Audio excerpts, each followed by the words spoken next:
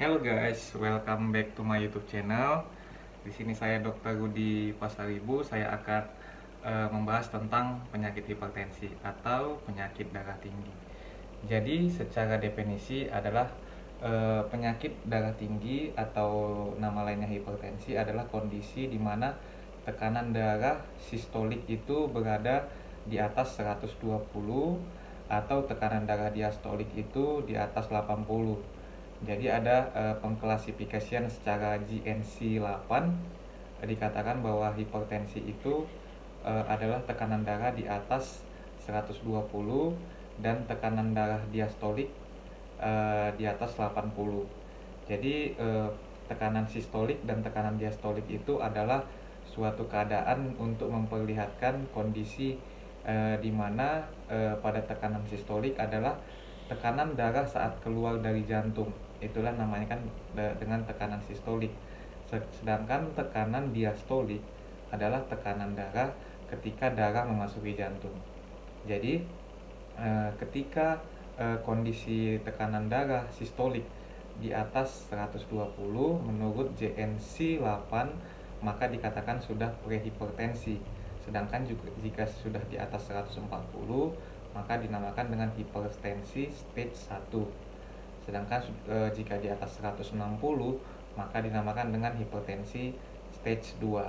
Sedangkan kondisi diastolik jika dia sudah di atas 90 maka sudah dinamakan dengan hipertensi stage 1.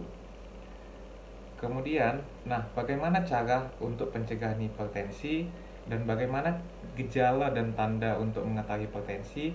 Pada umumnya hipertensi tidak memiliki gejala dan tanda. Jadi bisa dikatakan bahwa hipertensi atau tekanan darah tinggi adalah silent killer. Jadi kita tidak tahu bahwa kita menderita hipertensi. Bisa aja waktu kita general check up atau ketika pemeriksaan kesehatan, loh kok tinggi banget tekanan darah saya, tanpa ada gejala-gejala.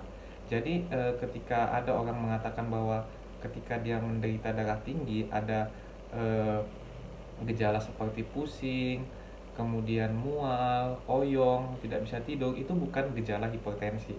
Sebab hipertensi tidak memiliki gejala apapun.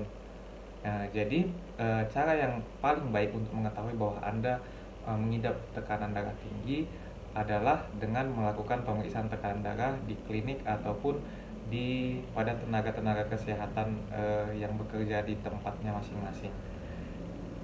Jadi untuk pengobatannya sendiri bisa pertama sekali bisa menggunakan modifikasi gaya hidup, contohnya melakukan olahraga, mengkonsumsi makanan-makanan yang sehat, kemudian menghindari merokok dan lain sebagainya, istirahat yang cukup, menghindari stres.